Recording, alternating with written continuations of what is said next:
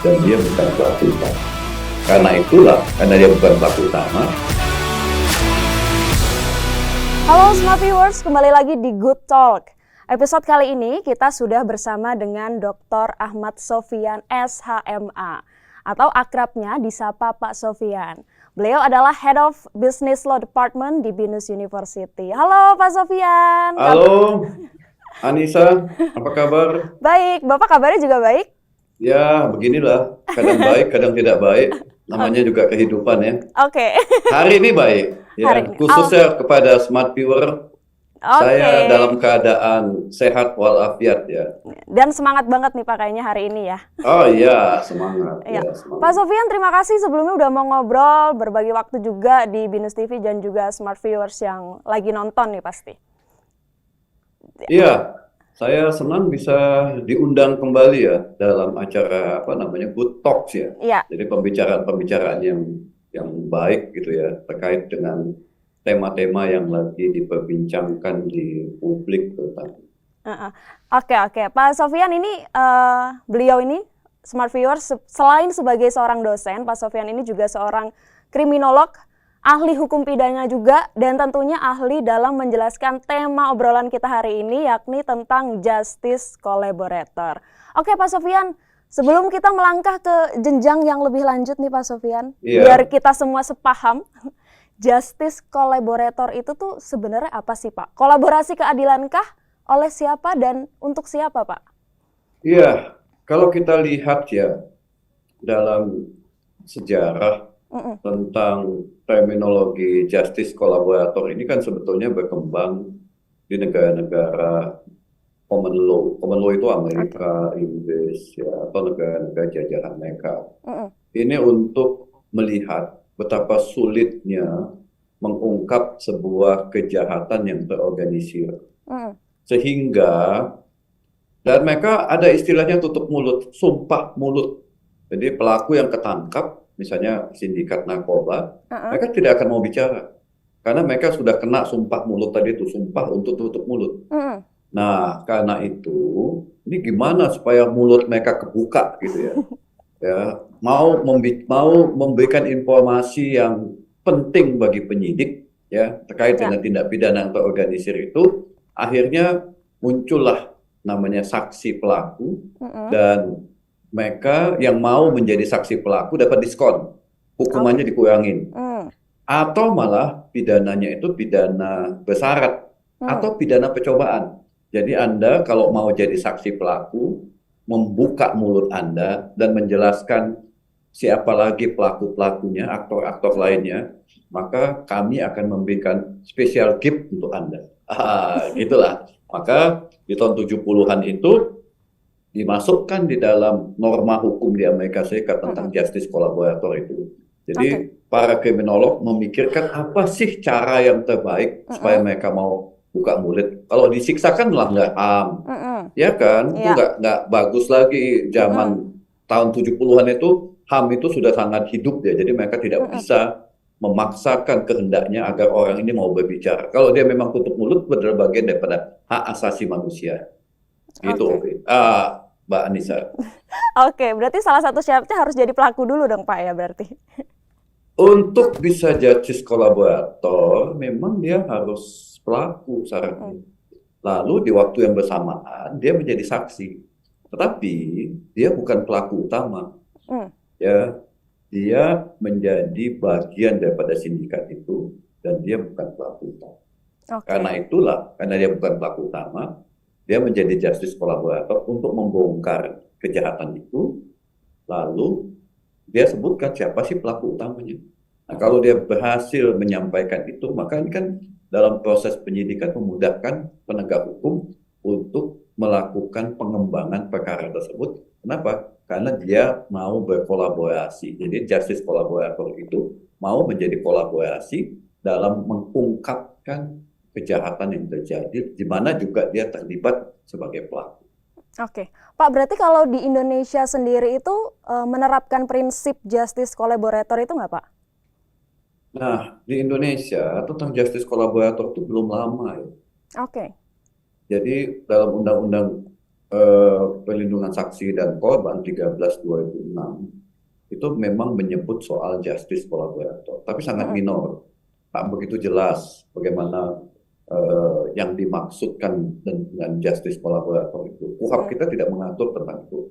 Jadi satu-satunya undang-undang yang menyebut istilah saksi pelaku adalah Undang-Undang 13/2006, kemudian diubah dengan Undang-Undang 31/2014 tentang revisi terhadap Undang-Undang Perlindungan Saksi dan Korban. Lalu ada beberapa norma berikutnya, ada peraturan bersama antara Kapolri, Jaksa Agung, dan LPSK untuk menerapkan norma itu. Ada juga SEMA, Mahkamah Agung tentang justice collaborator. Tapi KUHP belum mention soal itu, sehingga ya ada, tetapi dalam prosesnya itu masih perlu dibincangkan lagi antara si saksi pelaku dengan proses penegakan hukum. Oke, berarti walaupun belum masuk di KUHP ya Pak ya, tapi Ya, prinsipnya itu belum. udah ada ya Pak. Tapi Prinsipnya sebenarnya, sudah ada. oke, tapi sebenarnya apa sih Pak yang menjadi semangat gitu ya? Semangat apa sih yang dijunjung ketika aparat penegak hukum ini memutuskan buat harus dimasukkan nih prinsip justice collaborator? Ya, jadi sebetulnya ada 3 aspek ya, semangat yang ingin dimasukkan, memasukkan prinsip Ya, justice collaborator ini. Pertama tentunya ingin mengungkap ya tindak pidana itu secara utuh. Ya, oke. jadi ingin mengungkap. Jadi sesuatu yang gelap itu bisa menjadi lebih terang. Kenapa? Karena si saksi pelaku tadi itu, jadi pelaku yang juga kemudian jadi saksi, menjelaskan tentang kejahatan yang terjadi. Yang kedua, itu juga memberikan informasi kepada penegak hukum sebagai alat bukti tentu. Ya, Jadi keterangan saksi, meskipun dia juga sebagai pelaku, maka itu menjadi alat bukti. Alat bukti tentu akan memudahkan untuk menegakkan hukum, karena penyidik sudah punya alat bukti. Kemudian juga saksi pelaku ini juga mampu mencegah kejahatan yang lebih luas oke. yang dilakukan oleh para aktor. Bisa jadi aktor-aktor yang terlibat dalam tindak pidana itu telah merencanakan untuk melakukan kejahatan lebih lanjut, ya, yang belum direalisasikannya. Tapi karena salah satu aktornya ketangkap dan itu bukan aktor utama, tentu dengan informasi itu akan mampu mencegah kejahatan yang lebih luas yang akan dilakukan oleh, ya, kalau istilah yang baru saya dengar itu adalah kriminal kolaborator. Jadi ada justice kolaborator, ada kriminal kolaborator. Jadi justice kolaborator itu dia mau membantu penegak hukum untuk membongkar kriminal kolaborator yang lain yang belum tertangkap gitu. Oke. Pak, ini berarti kalau kita lihat kan jenis-jenis tindak pidana sendiri itu kan banyak ya Pak, ragamnya gitu. Tapi ini tuh bisa menerapkan prinsip justice kolaborator itu nggak sih Pak? Iya, pada prinsipnya dia tidak dibatasi. Tapi biasanya itu adalah kejahatan-kejahatan yang terorganisir. Oke. Kejahatan-kejahatan yang pelakunya lebih dari satu. Kejahatan-kejahatan yang direncanakan, yang juga mereka menyamarkan kejahatannya.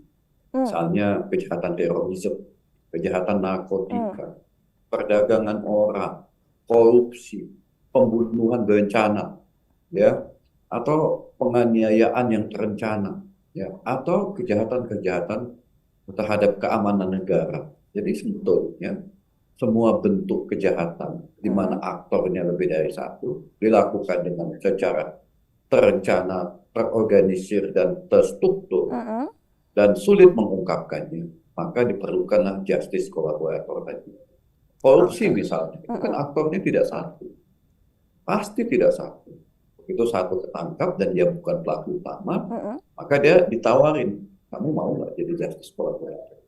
Kalau kamu mau, maka lapor ke LPSK, lalu LPSK memberikan pernyataan bahwa ini adalah justice collaborator dan kami memberikan perlindungan kepada yang untuk membongkar siapa lagi aktor-aktor dalam tindak pidana korupsi.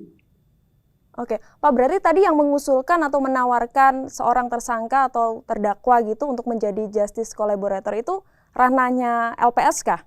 Iya, jadi sebenarnya justice collaborator itu berada pada tingkat penyidikan. Ya, ketika dia sudah ditangkap, lalu dia eh, menyatakan diri secara sukarela untuk menjadi justice collaborator. Oke. Atau bisa jadi penyidik menawarkan, kamu mau nggak jadi justice collaborator, GC?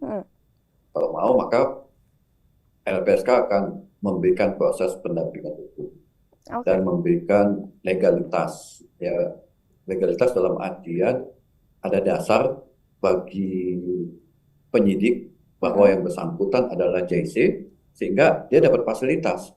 Tahanannya berbeda, ada fasilitas tambahan. Kalau selama ini makan nasi bungkus bisa nasi kotak, gitu loh. Ya, kalau ini cuma makannya nasi dengan ikan asin bisa dengan rendang. Ya. Kalau tidak ada AC dikasih AC. Begitulah, ada fasilitas yang diberikan begitu begitu LPSK memberikan rekomendasi bahwa ini adalah justice collaborator, karena itu dia di bawah pelindungan kami, maka dia dapat tempat yang khusus dari LPSK sebagai justice collaborator. Bahkan penyidik yang datang ke tempat dia di bawah perlindungan. Kenapa? Begitu orang jadi justice collaborator, nyawanya terancam. Kenapa terancam? Ada aktor utama pasti marah karena dia dianggap sebagai pengkhianat. Ya. Dia dianggap sebagai pengkhianat yang membocorkan rencana keji atau rencana yang sudah dilaksanakan oleh pelaku-pelaku yang lain. Karena itu dia dan keluarganya itu menjadi ancaman dari sindikat yang belum tertangkap. Jadi dia dan keluarganya akan mendapatkan perlindungan khusus dari LPSK sebagai lembaga yang diberikan mandat oleh undang-undang untuk melindungi JC. Oke, berarti memang rekomendasinya datang dari LPSK ya, Pak ya? Tapi dia sukarela ya, nggak bisa dipaksa ya. Oh, oke. Tadi Pak mungkin bisa dijelaskan lebih lanjut tentang perlindungan, bentuk-bentuk perlindungan terhadap justice collaborator itu selain yang Bapak sebutkan tadi soal makanan atau pemisahan pemisahan ketika pemeriksaan gitu, ada lagi nggak Pak bentuk lainnya? Iya, pertama pada tingkat penyidikan, itu dia menyatakan GC dan LPSK memberikan pernyataan secara tertulis bahwa yang bersangkutan GC, maka dia dan keluarganya mendapatkan jaminan perlindungan khusus dari LPSK. Dalam hal ini negara tentunya. LPSK kan didanai oleh negara dan dasarnya adalah negara. Maka proses hukum terhadap yang bersangkutan itu dilakukan secara khusus. Itu pada proses penyidikan. Semua kebutuhan rohani, fisik, dan keamanan terutama itu dipenuhi ya orang-orang yang menjadi JC, dan tentunya untuk menjadi JC kan nggak sembarangan. LPSK melakukan assessment, benar nggak dia JC? Ya, dia assessment dulu sebelum dia menyatakan jadikan sebagai JC. Begitu udah di assessment, benar dia JC, maka ditetapkan sebagai JC, maka dia di bawah perlindungan dari LPSK. Itu pada tingkat penyidikan. Kemudian di pengadilan, dia juga bisa memberikan keterangan online tanpa harus datang ke pengadilan. Ya, karena dia kan posisinya sebagai pelaku juga. Ya, tetap dia diproses secara hukum online, tidak harus datang ke pengadilan, dan keterangan dia tidak perlu dikonfrontir dengan terdakwa. Jadi bisa jadi terdakwa disuruh keluar dulu ketika dia memberikan kesaksian di pengadilan. Jadi itu fasilitas lain. Ketiga, hukuman. Jadi tadi ini ada proses persidangan, hukuman. Rekomendasi dari LPSK itu disampaikan juga kepada jaksa. Jaksa akan menuntut seringan-ringannya si pelaku, saksi pelaku tadi, atau justice collaborator. Bahkan kalau bisa, percobaan pidana. Atau yang seringan-ringannya lah ya. Karena dia sudah membantu negara atau membantu penegak hukum untuk mengungkap siapa aktor utamanya. Jadi seringan-ringannya. Jadi biasanya dituntut percobaan. Nah, dalam konteks yang sama juga, LPSK juga menyampaikan kepada hakim. Karena sudah dituntut seringan-ringannya, hakim juga direksi rekomendasi, walaupun hakim nggak bisa diintervensi ya. Tapi dalam SEMA ada itu bahwa dia mempertimbangkan secara sungguh-sungguh rekomendasi dari LPSK tentang status JC yang dihadirkan sebagai terdakwa dalam tindak pidana yang mana dia terlibat juga. Nah, dasar itu juga bagi hakim untuk memutuskan percobaan. Nah, setelah dipidana, pasca pidana juga dia masih dapat perlindungan. Kenapa? Bisa jadi ada aktor-aktor lain yang marah dengan dia. Jadi ada konsekuensi juridis memang dan keselamatan. Jadi dia juga, kalaupun dihukum, dia ditempatkan secara terpisah, bukan di lembaga pemasyarakatan. Itu pentingnya GC tadi. Ya, jadi fasilitas-fasilitas itu diberikan oleh negara karena sudah membantu penegak hukum. Ya, jadi effort dari penegak hukum jadi lebih ringan kan? Kenapa? Karena dia mau buka mulut dan keterangan dia itu sebagai alat bukti. Ya, karena dia saksi dalam mengungkap kejahatan, saksi di penyidikan dan saksi juga di pengadilan. Oke Pak. Berarti dari implementasi itu ya Pak, ada nggak sih Pak peluang untuk melakukan itikat buruk ya dari penerapan prinsip justice collaborator ini? Nah, sebelum ditetapkan, tadi saya sebutkan, sebelum ditetapkan sebagai justice collaborator, penyidik bersama LPSK akan melakukan asesmen lebih dahulu. Ya. Dan tentu ketika dia akan ditetapkan GC, dia harus bicara apa adanya. Apa yang dia lihat, dia saksikan, dia rasakan, dia dengar, yang disampaikan. Tidak melebih-lebihkan dan tidak mengurang-urang. Ya. Termasuk juga kalau dia punya barang bukti, diserahkan barang bukti itu. Kalau dia punya informasi tentang alat bukti yang lain, dokumen, surat, email, percakapan, ya, dari alat elektronik yang dia miliki juga diserahkan. Ya.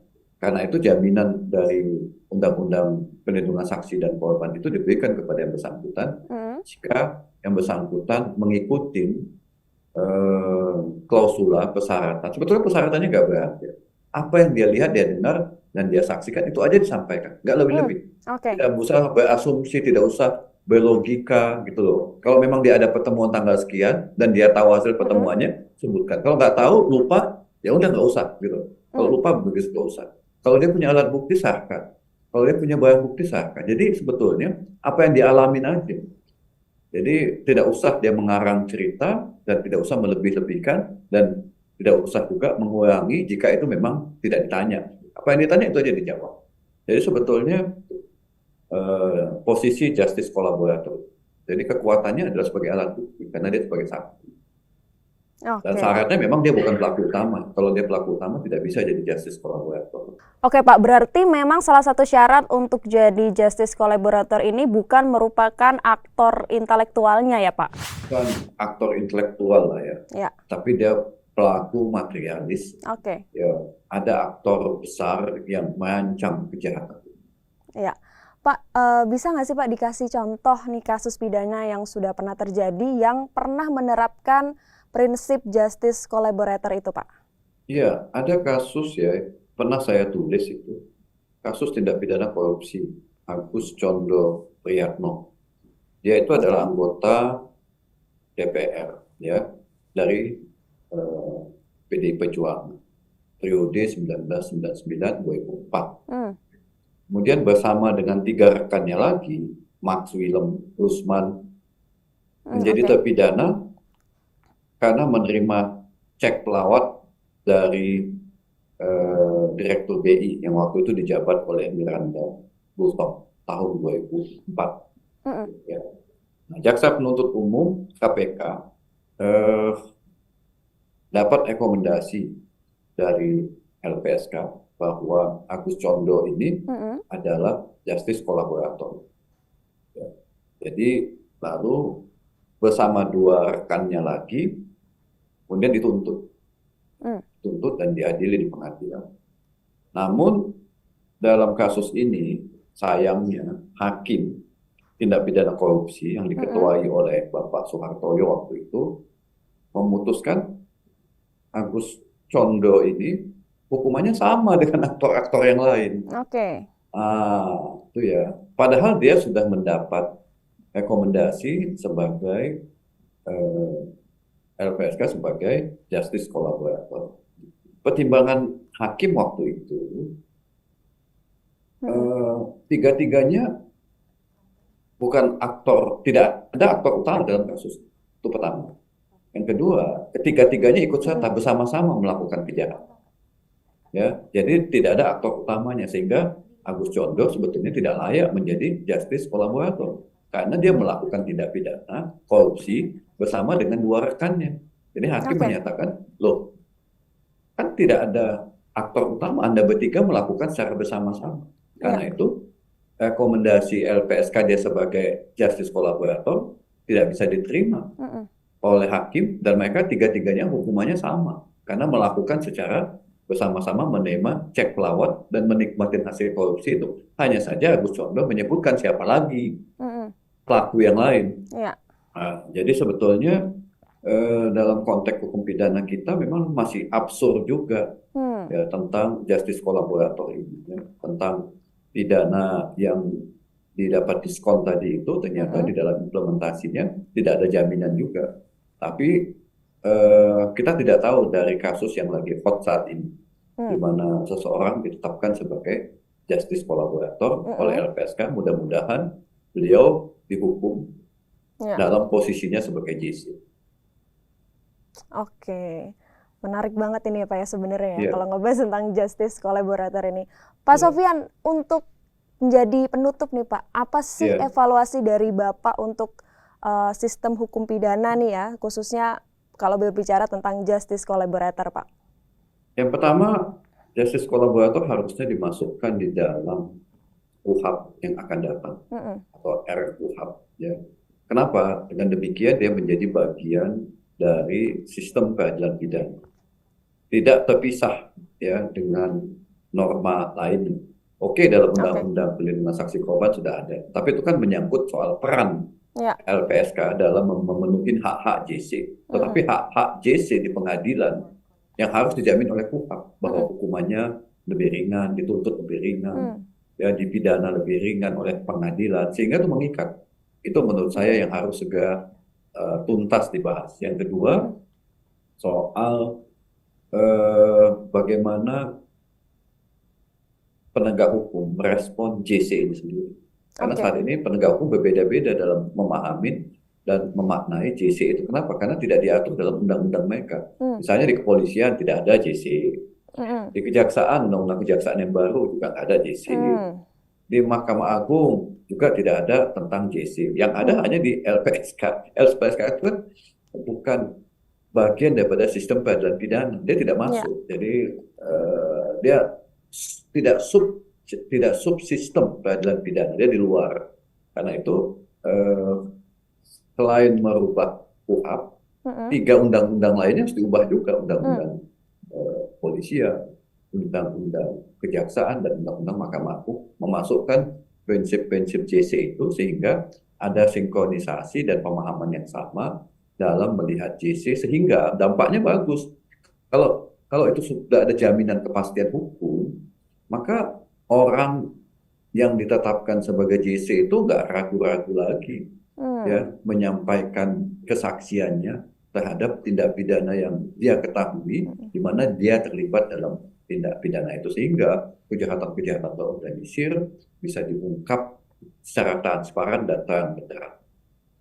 Oke, berarti harus segera dimasukkan ke RKUHP itu tadi ya Pak, dan undang-undang lain itu supaya seragam lah aturannya, supaya sepaham dan sehati juga kali ya Pak ya. Iya, betul. Oke, Smart Viewers, terima kasih udah nonton sampai akhir episode kali ini tentang Justice Collaborator bersama Pak Ahmad Sofyan. Terima kasih Pak Sofyan. Terima kasih Anissa dan teman-teman dari Binus TV. Iya, dan semoga tentunya Smart Viewer juga ya. Iya, semoga bisa ngobrol lagi di lain kesempatan ya Pak. Tentu. Oke. Saya siap. Ya. Dan untuk Smart Viewers yang mungkin punya ide topik menarik lainnya, bisa langsung chat, ketik di kolom komentar, like juga video ini, subscribe YouTube channel Binus TV, dan nyalain lonceng notifikasinya. Oke, bye and see you Smart Viewers.